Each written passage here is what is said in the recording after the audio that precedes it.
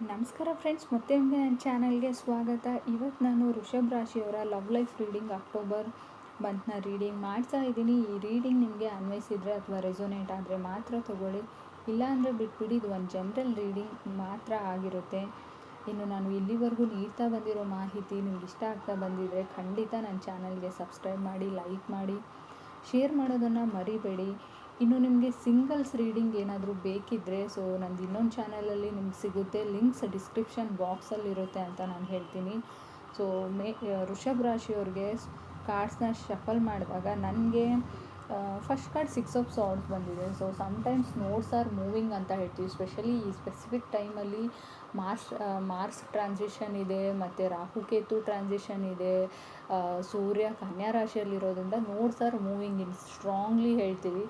ವೃಷಭ ರಾಶಿಯವ್ರಿಗೆ ಯಾವ ಥರ ಎಫೆಕ್ಟ್ ಆಗುತ್ತೆ ಅದು ರಿಲೇಷನ್ಶಿಪ್ಪಲ್ಲಿ ಅಂದರೆ 6 ಆಫ್ ಸಾರ್ಡ್ಸ್. ನೀವು ಇಗ್ನೋರ್ ಮಾಡ್ತಾ ಇದ್ದೀರಾ ಯಾರನ್ನು, ಎಷ್ಟೇ ಇಗ್ನೋರ್ ಮಾಡಿದರೂ ಕೂಡ ನಾವು ಪಾರ್ಟ್ನರ್ಶಿಪ್ ಅಂತ ಹೇಳ್ತೀವಿ. ಅವರೇ ರೀಚ್ ಆಗ್ತಾರೆ ಅಥವಾ ನೀವೇ ಹೋಗಿ ರೀಚ್ ಆಗ್ತೀರಾ. ಪಾರ್ಟ್ನರ್ಶಿಪ್ ಅಂತ ಹೇಳ್ತೀವಿ. ಇದು ರಿಲೇಷನ್ಶಿಪ್ಗೆ ಅಷ್ಟೇ ರೆಸೊನೇಟ್ ಆಗಲ್ಲ. ಇನ್ನು ಬಿಸ್ನೆಸ್ ಮಾಡೋರ್ಗೂ ಪಾರ್ಟ್ನರ್ಶಿಪ್ಪಲ್ಲೇ ಬಿಸ್ನೆಸ್ ಮಾಡೋಕ್ಕೆ ಸ್ಟಾರ್ಟ್ ಮಾಡ್ತೀರಾ. ನೀವು ಸ್ಟಡೀಸ್ ಮಾಡೋಂಗಿದ್ರು ನಿಮ್ಮ ಫ್ರೆಂಡ್ಸ್ ಏನು ಮಾಡ್ತಾ ಇದ್ದಾರೆ ಅದನ್ನೇ ನೋಡಿ ನೀವು ಮಾಡ್ತೀರಾ. ಎವ್ರಿಥಿಂಗ್ ಇನ್ವಾಲ್ವ್ಡ್ ಇನ್ ಪಾರ್ಟ್ನರ್ಶಿಪ್ ಅಂತ ಹೇಳ್ತೀವಿ. ನೀವು ಒಬ್ಬರೇ ಏನನ್ನೂ ಮಾಡೋಕ್ಕೆ ಬಿಡೋದಿಲ್ಲ ನೋಡ್ಸು ಅನ್ನೋದನ್ನು ನಾನು ಹೇಳ್ಬೋದು, ರೆಟ್ರೋಗ್ರೇಷನ್ ಇರೋದ್ರಿಂದ. ಇಗ್ನೋರಿಂಗ್ ಒನ್, ಅರೆ ನೀವು ಇಗ್ನೋರ್ ಮಾಡ್ತಾ ಇದ್ದೀರೋ ಅವ್ರು ಇಗ್ನೋರ್ ಮಾಡ್ತಾ ಇದ್ದೀರೋ ಗೊತ್ತಿಲ್ಲ. ಕೆಲವ್ರಿಗೆ ನಾನು 6 ಆಫ್ ಸಾರ್ಡ್ಸ್ನ ತುಂಬ ಚಾಪಿ ರೋಡ್ಸಿಂದ ಕಾಮ್ ವಾಟರ್ಗೆ ಚಾಪಿ ವಾಟ್ರಿಂದ ಕಾಮ್ ವಾಟರ್ಗೆ, ಅಂದರೆ ತುಂಬ ಅಲೆಗಳಿರೋ ನೀರು, ತುಂಬ ಗಾಳಿ ಮಳೆ ಇರೋ ಒಂದು ಸಿಚುವೇಶನಿಂದ ನಿಮ್ಮ ಬೋಟು ಕಾಮ್ ಆಗಿರೋ ಶಾಂತ ಸಾಗರದ ಕಡೆಗೆ ಹೋಗೋದನ್ನು ರೀಪ್ರೆಸೆಂಟ್ ಮಾಡುತ್ತೆ. ಇಷ್ಟೇ ಸ್ಟ್ರಗಲ್ ಆ್ಯಂಡ್ ಫ್ರಸ್ಟ್ರೇಷನ್ ಇರಲಿ, ಏನೇ ಕಷ್ಟಗಳಿದ್ರೂ ಅದನ್ನೆಲ್ಲ ನಿಭಾಯಿಸಿ ಒಂದು ಒಳ್ಳೆ ದಾರಿ ಕಡೆಗೆ ನೀವು ಸಾಕ್ತೀರಾ ಅಂತ 6 ಆಫ್ ಸಾರ್ಡ್ಸ್ ಹೇಳುತ್ತೆ. ರಿಲೇಷನ್ಶಿಪ್ಪಲ್ಲಿ ಇದ್ದರೂ ಅಷ್ಟೇ. ಆಲ್ರೆಡಿ ಮದುವೆ ಆಗಿ ಮೇ ಬಿ 1.5 ಇಯರ್ಸ್ ಆಯಿತು, 2 ಇಯರ್ಸ್ ಆಗಿರ್ಬೋದು ಕೆಲವ್ರಿಗೆ.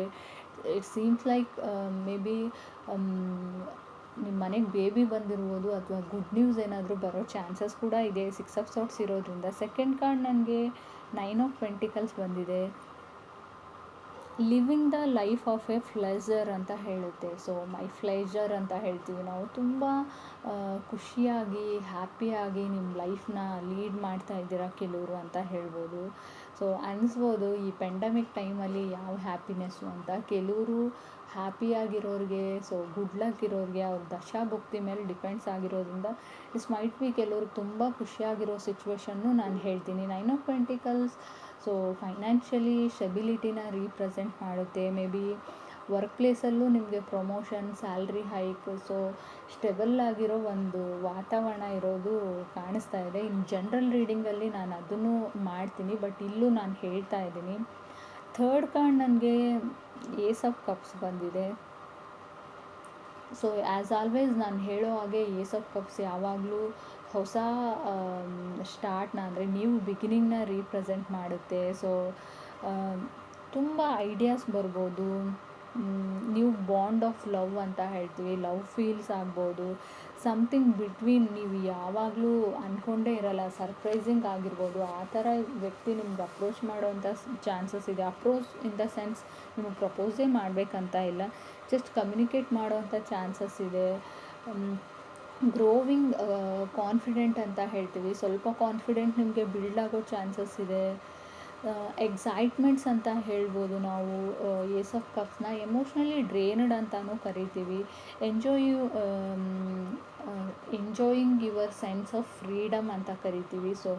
ತುಂಬ ಎಂಜಾಯಬಲ್ ಮೂಮೆಂಟ್ಸ್ ಕೂಡ ಬರುತ್ತೆ ನಿಮಗೆ ಅಕ್ಟೋಬರಲ್ಲಿ ಅಂತ ಅರ್ಥ. ಫೋರ್ತ್ ಕಾರ್ಡ್ ನನಗೆ ಪೇಜ್ ಆಫ್ ಪೆಂಟಿಕಲ್ಸ್. ಪೇಜಸ್ ಯಾವಾಗಲೂ ಅನ್ಕಾನ್ಸ್ಟೆಂಟ್ ಮೈಂಡ್ಸೆಟ್ ಇರುತ್ತೆ. ಪೇಜಸ್ಗೆ ಮೆಚುರಿಟಿ ಕಮ್ಮಿ ಅಂತ ಹೇಳ್ತೀನಿ. ಅದರತ್ತ ವೃಷಭ ರಾಶಿ ನಿಮಗೆ ಮೆಚುರಿಟಿ ಕಮ್ಮಿ ಇದೆ ಅಂತ ಅಲ್ಲ, ಸಿಚುವೇಶನ್ ಆ ಥರ ಮಾಡೋ ಚಾನ್ಸಸ್ ಇದೆ. ನಿಮ್ಗೆ ಯಾರ ಹತ್ರನೂ ಮಾತಾಡೋದಿದೆ, ಅವ್ರ ಹತ್ರ ಏನೋ ಮಾತಾಡಬೇಕು ನೀವು, ಅವ್ರು ನಿಮಗೆ ಟೈಮ್ ಕೊಡೋಲ್ಲ. ಬಟ್ ನೀವು ಬಿಡೋದಿಲ್ಲ. ಅವ್ರ ಹಿಂದೆ ಬಿದ್ದು ಪದೇ ಪದೇ ಕಾಲ್ ಮಾಡಿ, ಪದೇ ಪದೇ ಟೆಕ್ಸ್ಟ್ ಮಾಡಿ ಮಾತಾಡ್ಬೋದು, ಅಥವಾ ನಿಮಗೆ ಯಾರಾದರೂ ಮಾಡೋ ಚಾನ್ಸಸ್ ಇದೆ.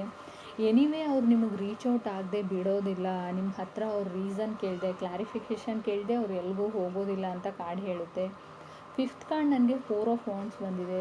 ಮೂವಿಂಗ್ ಇಂಟು ನ್ಯೂ ಹೋಮ್ ಅಂತ ಹೇಳ್ತೀವಿ, ಅಥವಾ ನ್ಯೂ ಅಪಾರ್ಟ್ಮೆಂಟು, ಹೊಸ ಮನೆ ನಾವು ತೊಗೊಂಡಿರ್ಬೋದು ಎನಿವೇ, ಅಥವಾ ಮನೆ ಕಟ್ಟೋ ಪ್ಲ್ಯಾನ್ಸ್ ಇದ್ದರೂ 4 ಆಫ್ ವಾಂಡ್ಸ್ ಬರುತ್ತೆ. 4 ಆಫ್ ವಾಂಡ್ಸ್ನ ನಾವು ಮ್ಯಾರೇಜ್ ಕಾರ್ಡ್ ಅಂತ ಕರಿತೀವಿ. ಸೊ ಸಡನ್ಲಿ ಮ್ಯಾರೇಜ್ ಫಿಕ್ಸ್ ಆಗೋ ಚಾನ್ಸಸ್ ಇದೆ. ಆಲ್ರೆಡಿ ಎಂಗೇಜ್ಡ್ ಆಗಿರ್ಬೋದು, ಅಥವಾ ಎಂಗೇಜ್ಮೆಂಟ್ ಅಥವಾ ಮ್ಯಾರೇಜ್ನ ನಾನು ಹೇಳ್ತೀನಿ. ಸೊ ಇದು ಕೂಡ ಕೆಲವ್ರಿಗೆ ಮಾತ್ರ. ಸೊ ನಾನು ಇಷ್ಟೆಲ್ಲ ಹೇಳಿದೆ, ಆಗಲೇ ಇಲ್ಲ ಮ್ಯಾಮ್ ಅಂತ ಅಂದ್ಕೊಳ್ಬೇಡಿ. ನೀವು ಅಕ್ಟೋಬರ್ ಮುಗಿದ ಮೇಲೆ ನೀವು ಮತ್ತೆ ಒಂದು ರೀಡಿಂಗ್ ನೋಡಿ, ಕರೆಕ್ಟಾಗಿರುತ್ತೆ. ಮುಂಚೆನೇ ನೋಡಿ, ಸೊ ಇದಲ್ಲ ಅಂತ ಅಂದ್ಕೊಳ್ಬೇಡಿ. ಇದು ಅಕ್ಟೋಬರ್ ಮಂತ್ನ ಪ್ರಿಡಿಕ್ಷನ್. ನಾನು ಮುಂಚೆನೇ ಅಪ್ಲೋಡ್ ಮಾಡಿರ್ತೀನಿ ಅನ್ನೋ ಕಾರಣಕ್ಕೆ, ಸೊ ಮುಗ್ದೋಗಿರುತ್ತೆ ಅಂತ ಅಲ್ಲ. ಕೆಲವ್ರಿಗೆ ಬೇಗ ಬರ್ಬೋದು ಸಿಚುವೇಶನ್, ಕೆಲವ್ರಿಗೆ ಲೇಟಾಗಿ ಬರ್ಬೋದು ಅಷ್ಟೇ. ಡೇಟಿಂಗ್ ಸಮ್ವನ್ ಅಂತ ಹೇಳುತ್ತೆ. 4 of wands waiting for a ex, or dating for a someone new. So ಎರಡರಲ್ಲಿ ಒಂದು. ಸೊ ಡೇಟ್ ಮಾಡ್ತಾ ಇದ್ದೀರಾ, ಚೆನ್ನಾಗಿ ರೆಡಿ ಆಗ್ತಾ ಇದ್ದೀರಾ, ತುಂಬ ಬಟ್ಟೆಗಳನ್ನ ಹರಡ್ಕೊಂಡಿರೋದನ್ನು ಕೂಡ 4 ಆಫ್ ವಾಂಡ್ಸ್ ಹೇಳುತ್ತೆ.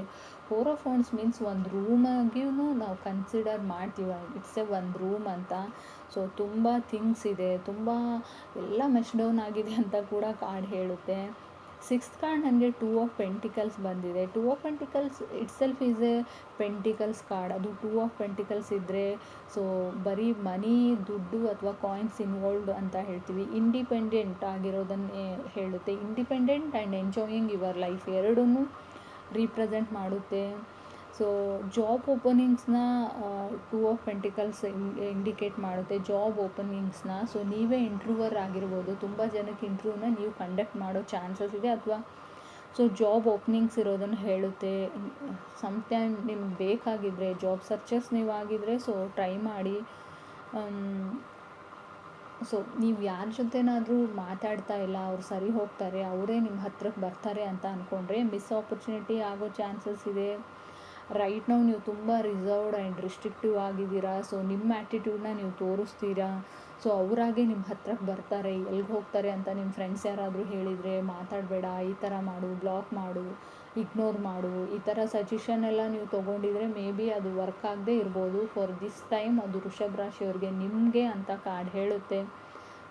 ಕೇರ್ಫುಲ್ ಆಗಿರಿ. ಆಲ್ರೆಡಿ ಮಿಸ್ ಆಪರ್ಚುನಿಟೀಸ್ ಆಗಿರ್ಬೋದು ಈ ಕೆಲವೊಂದು ತಪ್ಪುಗಳಿಂದ. ಮುಂದೇನೂ ಇದನ್ನೇ ಕಂಟಿನ್ಯೂ ಮಾಡ್ತೀನಿ ಅಂದರೆ ಆಲ್ರೆಡಿ ಅವ್ರು ಎಂಗೇಜ್ಡ್ ಆಗ್ಬೋದು, ಮದುವೆನೇ ಆಗ್ಬಿಡ್ಬೋದು ಅದರ್ ಪರ್ಸನ್ದು ಅಂತ ಹೇಳುತ್ತೆ. ಕ್ರಾಸ್ ವಾಚರ್ಸ್ಗೂ ಇದನ್ನೇ ಹೇಳ್ತೀನಿ, ನೀವು ಈ ಥರ ಮಾಡ್ತಾ ಇದ್ದರೆ ವೃಷಭ ರಾಶಿಯವ್ರ ಜೊತೆ ಸೊ ಕೇರ್ಫುಲ್ ಆಗಿರಿ ಅಂತ ಹೇಳ್ತೀನಿ. ಆಪರ್ಚುನಿಟೀಸ್ ಮಿಸ್ ಆಗೋ ಚಾನ್ಸಸ್ ಇದೆ. ಸೊ ನನಗೆ 7th ಕಾರ್ಡ್ 3 ಆಫ್ ಪೆಂಟಿಕಲ್ಸ್ ಬಂದಿದೆ, ಕ್ವೀನ್ ಆಫ್ ವಾಂಡ್ಸ್ ಬಂದಿದೆ. 3 ಆಫ್ ಪೆಂಟಿಕಲ್ಸ್ ನಾವು ಯಾರ ಹತ್ರನಾದರೂ ಸಹಾಯ ತೊಗೊಳ್ಳೋದನ್ನು, ಸಜೆಷನ್ ತೊಗೊಳ್ಳೋದನ್ನು ಹೇಳ್ತೀವಿ.